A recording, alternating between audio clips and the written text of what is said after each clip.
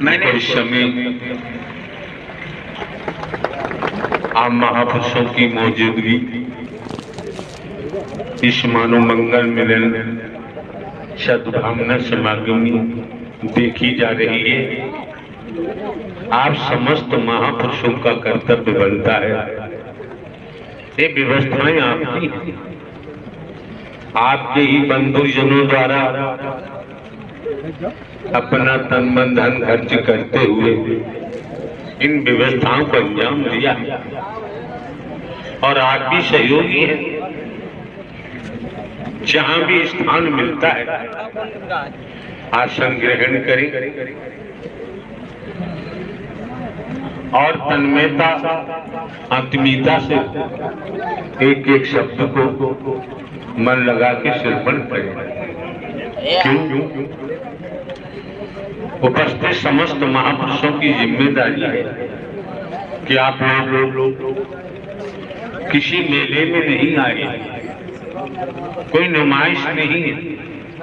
दुनिया की जो सिस्टम होते हैं ऐसा यहाँ कुछ नहीं है। आप अपने को समझो कि आप एक देवी स्वरूपा बनकर, एक देव स्वरूप बनकर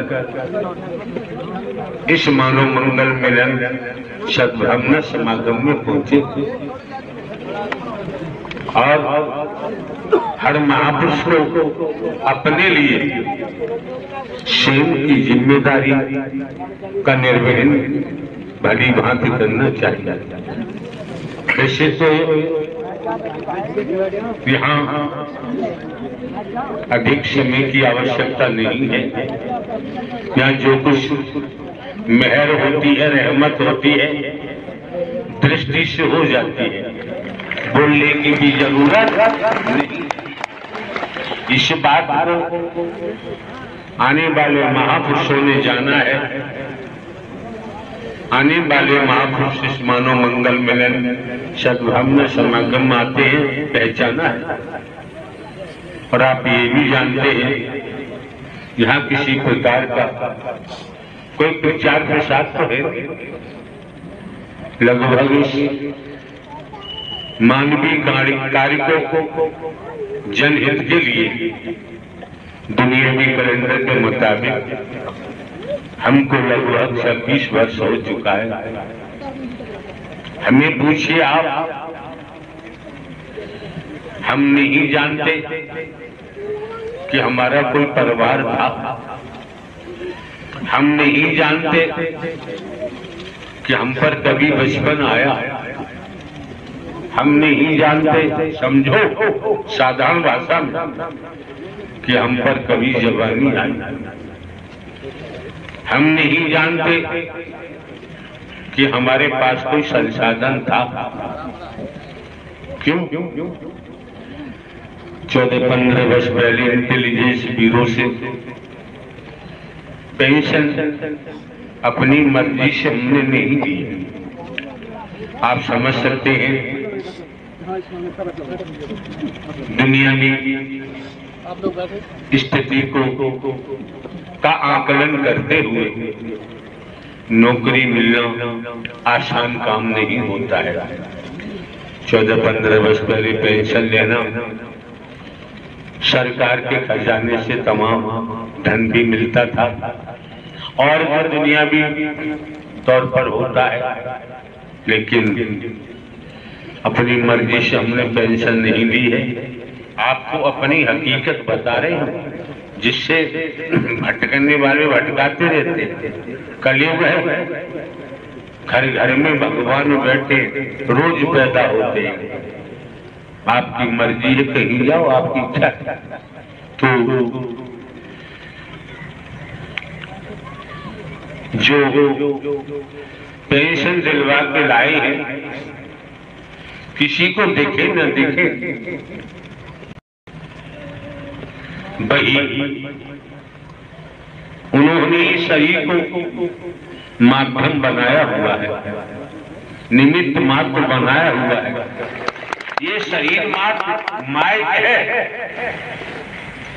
आप समझेंगे जब दुनियावी तौर पर हमारा कोई स्वार्थ है नहीं किसी प्रकार का, आप समझ सकते हैं जो अवस्था आने वाले महापुरुषों की देखी जाती है अनगिनत, हम कोई पैर पूजाई नहीं करवाते, कोई फूल माला नहीं लेते, किसी मान सम्मान की हमको जरूरत नहीं है। और आप ये भी जानते हैं लगभग 26 वर्ष दुनियावी कैलेंडर के मुताबिक हो चुका, कहीं पर भी आपने दान पात्र नहीं देखा होगा, किसी प्रकार का वस्तु पदार्थ या चढ़ावे का कोई प्रावधान नहीं है। और आप ये भी जानते हैं भिन्न भिन्न प्रांतों में, कस्बों में, शहरों में, नगरों में, महानगरों में, गांव में, अंचलों में आप ही लोग मनोमंगल मिलन सद्भावना समागम के आयोजन के लिए बुलाते हैं, जाना होता है, पहुंचना होता है। हर महापुरुष जानता है इतना अंतराल हो गया है, कहीं रुके कहीं ठहराए, ठहरे जहां आप लोग ठहराते हैं। कमेटी के महापुरुषों का भी हम भोजन ग्रहण नहीं करते। समझो, समझने का प्रयास करो, तनिक समझेंगे तो समझ में आता है। और ये समझ में आता है वैदिक काल का इतिहास क्या बताता है, वेदों में, शास्त्रों में, पुराणों में क्या आता है, ऋषि मुनि संत जन क्या बताते हैं, ज्ञान देते होंगे, ज्ञान बताते हैं। आप मंदिर जाए पूजा करने जाइए, शिवालय जाए पूजा करने शिवालय जाइए, आप काशी विश्वनाथ जाइए, आप मथुरा वृंदावन जाए, हरिद्वार जाए, आप जाइए, केदारनाथ बद्रीनाथ, जहां भी आपकी मर्जी है जाए, जाते होंगे। यहाँ कभी किसी पर कोई प्रतिबंध नहीं लगाया जाता है। और आप ये भी जानते हैं हमारे द्वारा अनेक बार कहा गया है, आप राम जी की पूजा करें, आप स्वतंत्र हैं। आप शंकर, ब्रह्मा, विष्णु, राम, श्री कृष्ण, देवी दुर्गा, हनुमान जी, काली, गणेश जी, उनकी पूजा करें। यहाँ कोई रोड़ा तो है नहीं, न व्यवधान डाला जाता है। आप अपने जीवन को संचालित करने के लिए स्वयं जिम्मेदार हैं। आप अपने जीवन को किस दिशा में ले जा रहे हैं आप भली बात समझ सकते हैं। लेकिन जब आपका आगमन इस मानव मंगल मिलन सद्भावना समागम में हुआ है तो हमारे द्वारा लगभग 26 वर्षों से जनहित मानव कल्याण का कार्य ही किया जाता है, वो भी निःशुल्क। मानवता का ही फाउंडेशन रखा है, मानवीय आधार पर ये मानव मंगल मिलन सद्भावना समागम के आयोजन होते हैं, आप ही लोग कराते हैं। आप समझ सकते हैं, आपको सद्ज्ञान भी मुहैया कराया गया है और सद्ज्ञान में बता दिया जिससे भटकने से बचो, भुलावी से बचो। तो सद्ज्ञान दिया कि मैं कौन हूँ, मैं आया कहाँ से हूँ, मेरा रूप क्या है, मेरा स्वरूप क्या है, मुझे क्या करना चाहिए, मैं कर रहा हूँ। स्पष्ट जाहिर कर दिया human body I am soul, ईश्वर सजीव अविनाशी। इतना तो हम आप सभी जानते हैं। ब्रह्मांड की रचना करने वाली कोई ताकत है, कोई पावर है, कोई शक्ति जो दिखाई नहीं देती, दिखाई भी देती है। जैसे दूध के कण कण में, बूंद बूंद में घी होता है, लेकिन दिखाई नहीं देता। जब नियमानुसार विधि के तहत दूध को गर्म करेंगे, उचित डिग्री पर जामन डालेंगे, दही बनेगा। दही को मथेंगे तो लौनी निकलती है। आपकी भाषा में मक्खन कह दो, लौनी निकलती है। उस लौनी को लेते हैं, कढ़ाई चूल्हे पे रखते हैं, लकड़ी जलाते हैं, लौनी को कढ़ाई में डालते हैं, तपाते हैं। कुछ देर के बाद जो कुछ गंदगी होती है जलकर कढ़ाई के तले से चिपक जाती है और घी निकल के सामने तैयार दिखाई देता है। इसी प्रकार देखने के लिए ये मानो मंगल मिलन सद्भावना समागम आपके सम्मुख है। अंश के बतौर देखे एक नूर से सब जग उपजा, सभी में एक ही नूर समाया है, ना कोई बैरी ना बेगाना है। इस ब्रह्मांड में अपना कोई दुश्मन है ही नहीं। अगर दुश्मन है तो हमारे बेकार है, बेशन है। एक नहीं अनेक व्यसनों में हम डूबे हुए हैं, बेकारों में डूबे पड़े हैं। अब ये कपड़े गंदे हैं और इन गंदे कपड़ों को गंदे नाली के पानी में भिगोकर जब साबुन लगाएंगे, सर्फ लगाएंगे तो निश्चित है साबुन सर्फ में प्लास्टिक सोडा की मात्रा होती है। कितना ही रगड़ो वस्त्रों को, आपके हाथ कट सकते हैं, गल सकते हैं।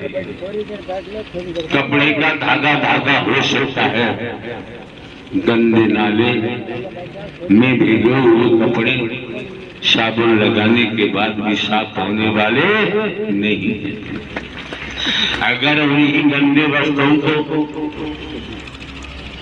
शुद्ध जल में पानी के छींटे लगाकर पानी में भिगोकर जब थोड़ा सा साबुन रगड़ेंगे, उससे कपड़ों को मसलेंगे, पीतना से पीटेंगे तो कपड़ों की गंध निकल के बाहर आती है। और फिर वही शुद्ध पानी जल डालेंगे और गंध निकलेगी। बाल्टी में कपड़ों को भिगोएंगे, निचोड़ेंगे तो गंध निकलेगी। कई बार शुद्ध जल में कपड़ों को डुबोकर निचोड़ेंगे तब पता चलता है कि कपड़ों की गंध दूर हो गई, कपड़े साफ हो गए। इसी तरह से हम स्वयं को देखें।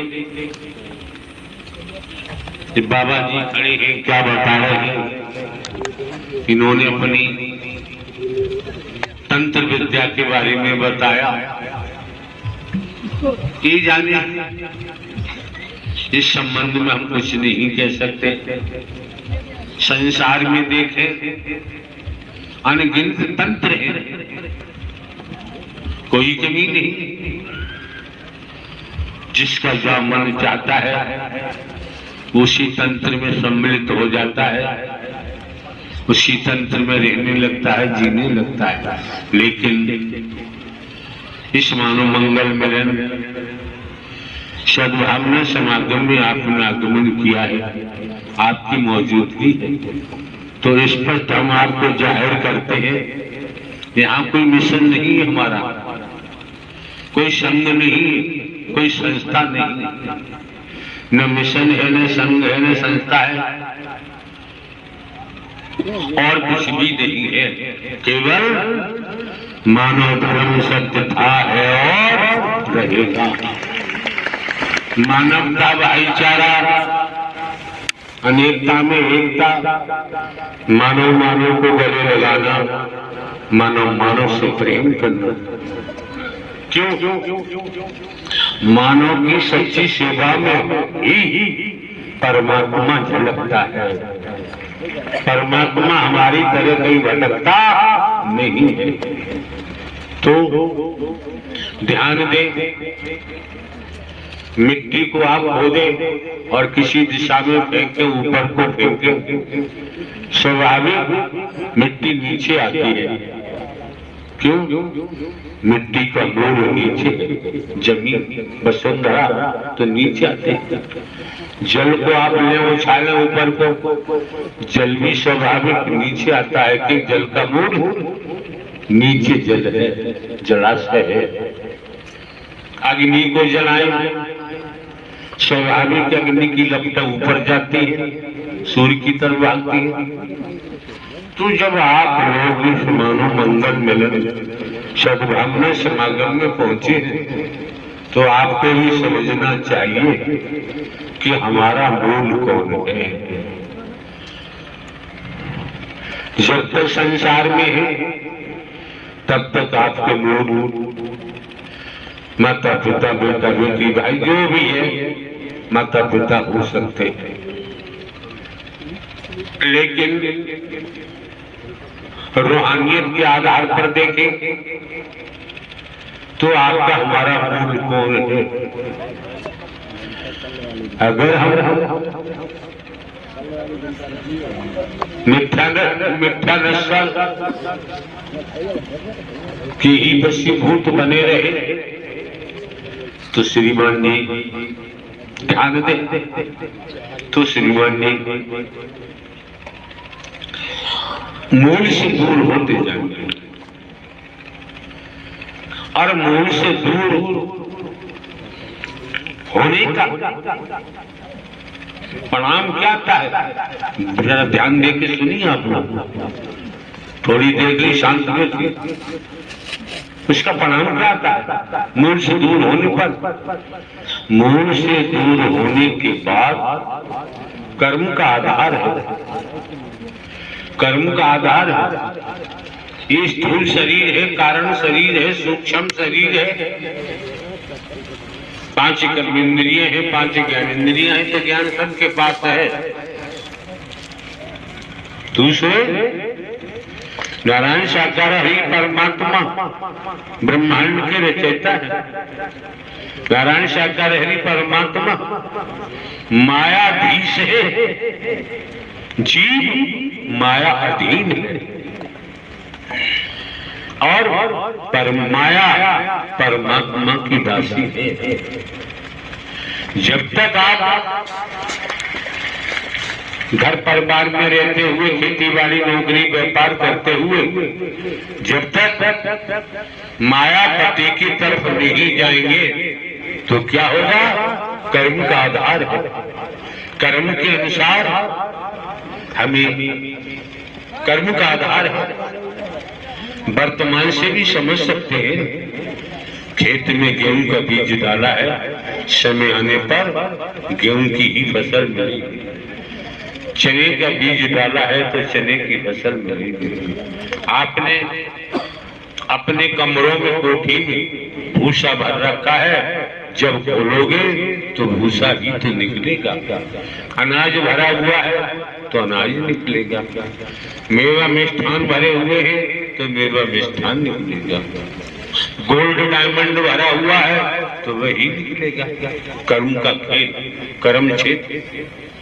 तो अब पुनः सावधान होकर श्रवण करें। जिन्हें हम गटर का कीड़ा कहते हैं, ये वैदिक काल का इतिहास बताता है। वेदों शास्त्रों पुराणों में आया होगा। जो महापुरुष वेदों शास्त्रों का स्वाध्याय करते हैं वो जानते हैं, नहीं करते हैं तो उनकी मर्जी। तो क्या होगा? कर्म के आधार पर हमारा अगर आज हम मूल से दूर है तो क्या होगा? कर्म हमें गंदे नाले का कीड़ा बना देगा। वैदिक काल का इतिहास पुष्ट करता है। यही कर्म हमारा जो हम करते हैं, उसी से हम गटर के कीड़े बनेंगे। इसी कर्म से निम्न को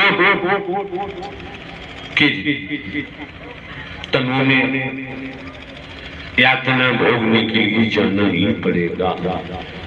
कोई संशय नहीं, कर्म बना देता है। अगर आप मूल से दूर भागे, मूल से दूर रहे तो कर्म हमें कुत्ता कुतिया गधा घोड़ा गाय भैंस कीड़ा मकोड़ा सांप बिच्छू छिपकली के तलों में जाने को मजबूर कर देगा। अपराध किया है तो जेल जाना ही पड़ेगा, बच नहीं सकते। इसीलिए सरकार ने व्यवस्थाएं की हुई है भिन्न भिन्न विभागों की। ये व्यवस्था जो आप देख रहे हैं नारायण साकार हरि परमात्मा की है। आप समझे नहीं समझे, आपका अपना काम है। हमारा कोई स्वार्थ है नहीं किसी प्रकार का, तो हम आप लोगों को गुमराह नहीं कर सकते। हमारा कोई स्वार्थ होता तो हम आप लोगों को हसी स्वप्न दिखाते, ऐसा करो ऐसा करो ऐसा करो, ये मिलेगा वो मिलेगा, माला माल हो जाओगे, पता नहीं क्या क्या क्या। लेकिन यहाँ आपको ये संसार भवसागर है, ब्रह्मांड भवसागर।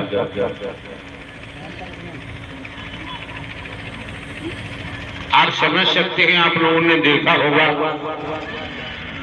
हमने भी खूब देखा, गांव देहात में रहे, गांव देहात में शरीर का जन्म हुआ है, हमने भी देखा। तालाब है, तालाब को सरोवर नहीं कह सकते। तालाब में विशेष प्रकार की घास होती है पानी में, क्या कहते हैं उसे, नाम तो हमें नहीं याद रहा। उस तालाब में जो घुस जाता है वो घास पैरों से लेकर ऊपर तक चिपक जाती है। जितनी उसे घास को हटाओगे उतनी घास लिपटती जाती है, बांध लेती है। अगर कोई पशु उस तालाब में घुस गया तो पशु की भी यही हालत होती है। ऐसी घास में फंस जाते हैं, फिर निकलना संभव नहीं हो पाता, मृत्यु हो जाती है। क्यों? अगर उस पशु को, उस व्यक्ति को निकालने कोई जाए बाहर से तो वो भी फंस जाएगा। अगर कोई निकालने की छलांग मारे, वो जानता है मैं भी फंस जाऊंगा, मरूंगा, तो बाहर 10-20 लोग खड़े होते हैं या वृक्ष से रस्सा बांध देते हैं। वृक्ष से रस्सा बांधते हैं, 10-20 लोग खड़े होते हैं, रस्से को पकड़ते हैं, तो वो व्यक्ति रस्से के सहारे उस तालाब में उतरता है और जो घास आती है उसको हाथ से हटाता जाता, निकलता जाता, हटा, क्योंकि सपोर्ट रस्से का है। तो बाबूजी ध्यान रखो, आप लोग सुन लीजिए, ये संसार भवसागर है। अटेंशन होकर सुनो, सावधान होकर। ये संसार कैसे? राजा रहे न बलि रहे न औरिया, संतरी रहे न मंत्री, अधिकारी रहे न कर्मचारी, जो आया है सो जाएगा, राजा रंग तो फकीर। तन से संबंधित, ब्लड से संबंधित एक संबंधी थे, उस गांव के महापुरुष आए, हमने उनसे पूछा, वो पुलिस विभाग में शायद डीजी बता रहे थे। हमने पूछा वो कहाँ है, वो कहाँ है, तो उन्होंने बताया कि कोरोना का वो तो मर गए, भूल गए। जो घास मोह की, समझो, मोह की घास पेट पर पीठ पर पत्थर बांध लो, तैरना जानते हो और जलाशय में उतर जाओ तो आपका तैरना समाप्त हो जाएगा। पत्थर पेट और पीठ से बंधे होने के कारण जलाशय में डूब के मर जाओ, निकलना संभव। पत्थर दिखाई देता है लेकिन जो ये भवसागर है वो तो जल की बात है, ये भवसागर है, पूरा ब्रह्मांड एक भवसागर है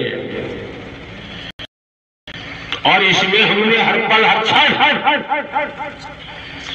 मोह के पत्थर बांधे हुए हैं, लोभ के पत्थर बांधे हुए हैं, अहंकार के पत्थर बांधे हुए हैं, वासनाओं के पत्थर बांधे हुए हैं, भेद के पत्थर बांधे हुए हैं। ये पत्थर बंधे होने के कारण नोट करो, इस भवसागर से पार करना संभव नहीं है।